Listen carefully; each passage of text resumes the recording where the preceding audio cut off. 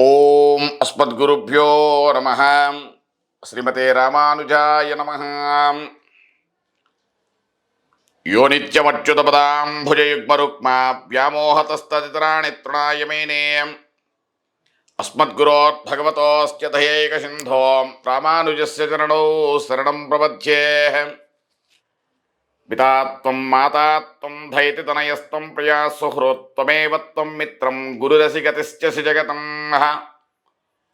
త్వదీయస్త్వద్భృత్యస్తవ పరిజనస్త్వం గతిరహం ప్రపన్నశ్చైవం తస్యాహమపి తవైవాస్మి హి వరః. కాశ్యపాన్వయ సంఖ్యాతం నారాయణపదాశ్రితం శ్రీమన్నారాయణం వందే యతీశ్వరశ్రియాజుషం. ప్రియ భగవద్బంధువులందరికీ ఆచార్య మంగళాశాసనములతో ఆధ్యాత్మిక విషయాల్లో మనం ఒక్కొక్క విషయాన్ని మనం తెలియనటువంటి విషయాల్ని కొంచెం శాస్త్రపరంగా పెద్దలు అనుగ్రహించినటువంటి వచనాల ప్రకారంగా మనం తెలుసుకుంటున్నాం. అలాగే మనం ప్రతి ఒక్క ఇంట్లో కూడా మనం చాలా మట్టికి కూడా ఒక పూల మొక్కలు పెడుతూ ఉంటారు. అన్నీ కూడా చాలా విశేషంగా మనకి పెంచుతూ ఉంటాం. అయితే ఇంట్లో మనం ఒక పూల మొక్కలను పెట్టడం వల్ల ఆర్థిక సంక్షోభం అనేది ఉండదని కూడా పెద్దలు ఇదివరకు నిర్ణయించి మనకి దాన్ని ఆచారంగా కొంతమందికి మనకు అందించడం జరిగింది.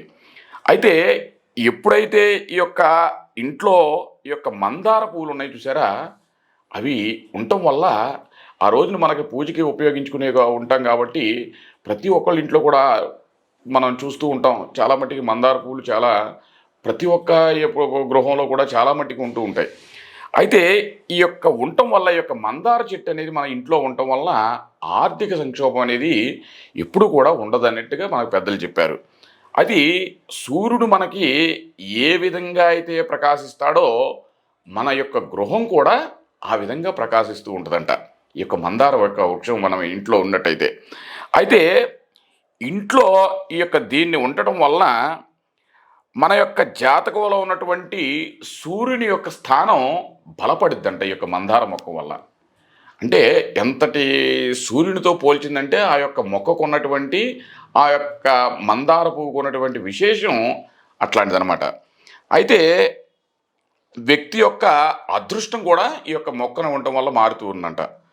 అయితే మనకి ఇంట్లో ఉన్నటువంటి అనుకూలమైనటువంటి సానుకూలత వాతావరణం కూడా ఆ యొక్క మొక్క ఉండటం వల్ల కూడా వస్తుందంట. అయితే ఆనందం మరియు శ్రేయస్సు కూడా ఆ యొక్క గృహానికి పెరుగుతుందన్నట్లుగా మనకి తెలియపరుస్తుంది.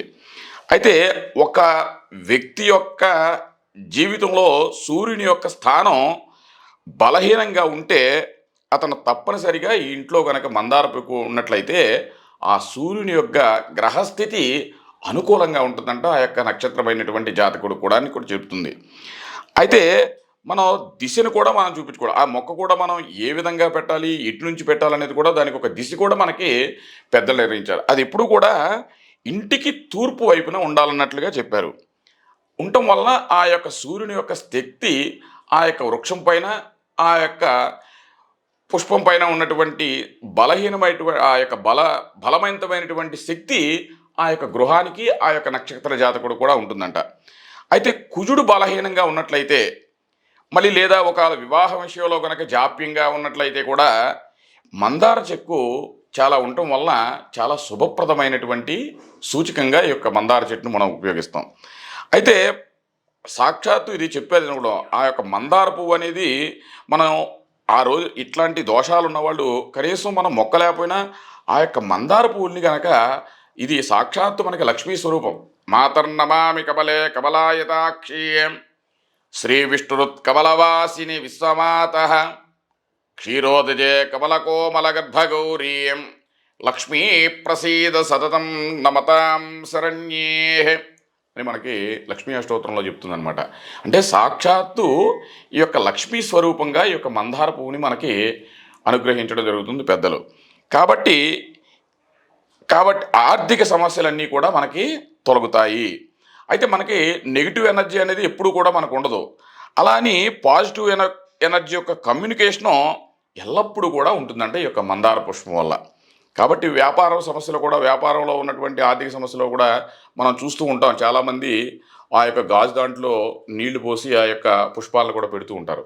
అంటే అలాంటప్పుడు ఈ యొక్క మందార పువ్వును కూడా ఆ యొక్క వ్యాపార సమస్యలో ఎవరైతే ఉన్నారో వాళ్ళు కూడా పెడితే గనక ఆ సూర్యుని యొక్క శక్తి ఆ వల్ల ఆ యొక్క వ్యాపార సమస్యలు అన్నిటికీ కూడా అధిగమించడానికి కూడా అవకాశం ఉంటుంది.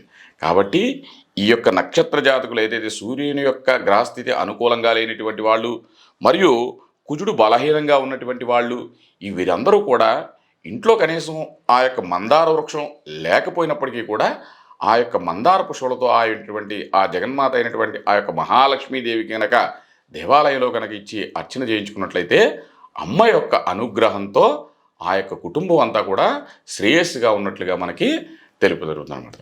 ఆచార్య దివ్య తిరువడిగలే శరణం. జై శ్రీమన్నారాయణ.